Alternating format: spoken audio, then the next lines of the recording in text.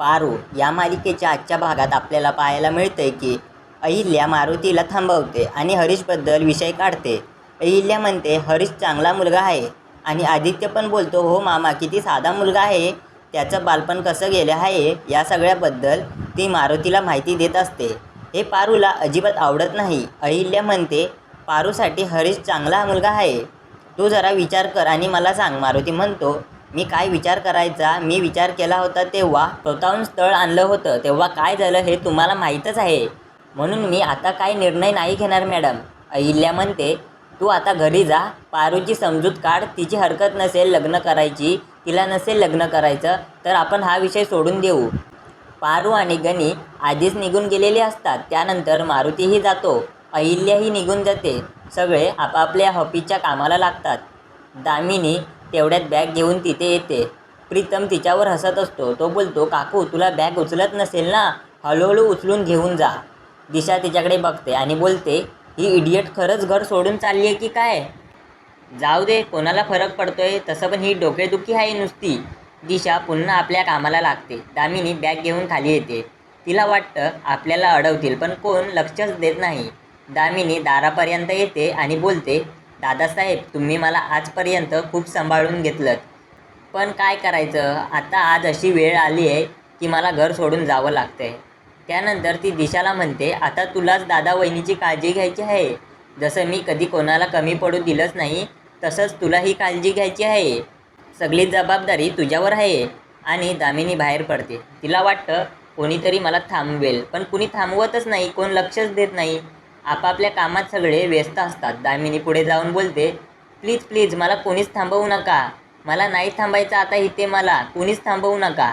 प्रीतम म्हणतो काकू बंगल्याच्या बाहेर गाडी उभी आहे, पोचल्यावर फोन कर हा. आणि सगळे हसायला लागतात. दामिनीचा पोपट होतो.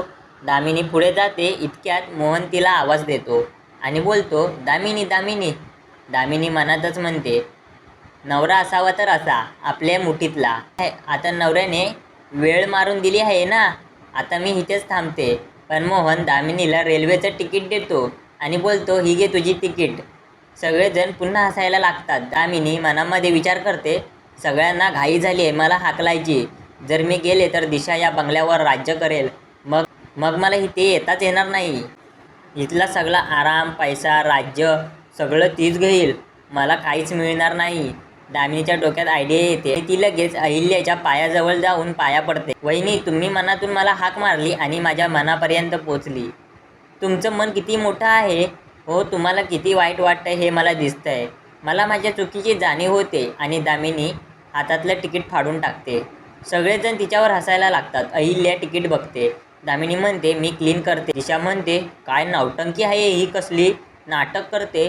थोड्या वेळाने किचनमध्ये नोकर बसलेले असतात आणि त्यांना पारूची आठवण येते. इतक्यात दामिनी येते आणि बोलते सावित्री बोलते कॉफी बनव मला. सावित्री म्हणते बरं झाला तुम्ही इथे आलात, अहिल्या मॅडमना कॉफी पाहिजे आणि ती तुम्ही घेऊन जायची आहे. पारू नाही ना, मग पारूची सगळी कामं तुम्ही करायची. दामिनी म्हणते काय मला सगळी कामं करायची आहेत, मला सगळी कामं करायला सांगितली आणि तू इथे काय करणार. कॉफी दे आणि माझ्यावर ऑर्डर सोडायचे नाही हां. दामिनी कॉफी घेऊन निघते. सावित्री बोलते तुम्हाला असं जाता येणार नाही, आधी तुम्हाला नोकराची साडी नेसावी लागेल. दामिनी म्हणते काय हे चाललंय. दामिनी म्हणते मी दामिनी किर्लोस्कर आहे, ही तुमची नोकराची साडी नेसायची मी, काय चालू आहे. सावित्री म्हणते मॅडमची ऑर्डर आहे, तुम्हाला करावंच लागेल. दामिनी म्हणते तुम्हाला आता आनंद होतोय ना, हसताय ना तुम्ही सगळे, या सगळ्याचा मी बदला घेणार आहे. बघा फक्त 8 दिवसाचा प्रश्न आहे. सावित्री काही बोलत नाही. दामिनी कॉफी घेऊन जाते आणि इकडे पारू गणी दोघे एकत्र बसलेले असतात. मारुती इकडे येतो आणि पारूजवळ हरीशसोबत लग्नाचा विषय काढतो. पारू म्हणते बा तुला काय मी वजन झालंय का रे, एवढी घाई झाली आहे का माझ्या लग्नाची, का करतोस माझ्या लग्नाची एवढी घाई, आईची तर सेवा मला करता आली नाही, आता तुझी तरी मला सेवा करू दे. मारुती म्हणतो बाळा असं नाही करता येणार बाळा, तुझ्या लग्न झालं की तुझं आयुष्य चांगलं होईल, मला बाकी काही नको आहे, तुला तुझ्या हक्काचं घर मिळेल.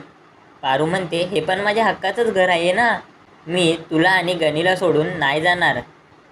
पारू म्हणते बा तू जर माझ्या लग्नाचा परत विषय काढलास ना तर मी घर सोडून जाईल. मारुती म्हणतो बाळा तू असं नको करूस ग, तर इकडे अहिल्या काम करत असते. दामिनी कॉफी घेऊन येते आणि अहिल्याला बोलते, अहिल्या कॉफी घे. अहिल्या रागाने बघते तेव्हा दामिनी म्हणते, मॅडम कॉफी, मॅडम कॉफी. आणि ती जात असते तेव्हा दिशा पळत पळत येते आणि दामिनीला दिशाचा धक्का लागतो. दिशा ओरडते, स्टुपिड, दिसत नाही का तुला, बघून चालता येत नाही का. दामिनी म्हणते, आधी वर बघ नंतर बोल. दिशा बघते तर काय, ही तर दामिनी आहे. दिशा बोलते, सॉरी, माझं लक्षच नाही गेलं, मला वाटलं नोकर आहे. दामिनी चिडते आणि निघून जाते. दिशा म्हणते, आता या स्टुपिडचा राग घालवायला लागणार. इतक्यात तिथे श्रीकांत येतो आणि म्हणतो, सावित्री एवढी चिडून का गेली. मोहन आणि प्रीतम हसायला लागतात. ते बोलतात, ती सावित्री नाही, दामिनी होती. मग सगळेजण मोठे मोठ्याने हसायला लागतात. तर थोड्या वेळाने दिशा दामिनी किचनमध्ये येतात. दिशा म्हणते, सॉरी अगं, ते काय आहे ना, तू सावित्रीसारखी साडी नेसली आहेस ना, म्हणून मला वाटलं सावित्री आहे. तू ही साडी का नेसली आहेस. आता जाऊ दे ना, नको ना रागवू, जाऊ दे ना, सोड सगळं. तू का एवढी ओव्हर रिॲक्ट होते. दामिनी म्हणते, हो का, ओव्हर रिॲक्ट. ओट्यावर बघ जरा. ओट्यावर खूप पसारा पडलेला असतो आणि तो दामिनीला आवरायचा असतो. दिशा म्हणते, हे काय आहे सगळं. दामिनी म्हणते, तू काय कधी किचनमध्ये गेलीच नाही ना. दिशा म्हणते, तशी वेळच नाही आली, मी कशाला जाऊ किचनमध्ये. दामिनी म्हणते, हा सगळा प्लॅन तुझा होता आणि आता माझ्यावर ओरडतेस. हे सगळं मी वहिनीला सांगायला पाहिजे होतं. तुला पण भांडी घासायला लागतील. दिशा म्हणते, हे मला या सगळ्यामध्ये नको घेऊ, समजलं ना. आणि माझा याच्याशी काहीच संबंध नाही. हे सगळं पारूमुळे होतं आहे आणि पारूला इथे एवढी किंमत आहे आणि इथे पारूला एवढी किंमत आहे जेवढी तुला पण नाही आहे, समजलं ना.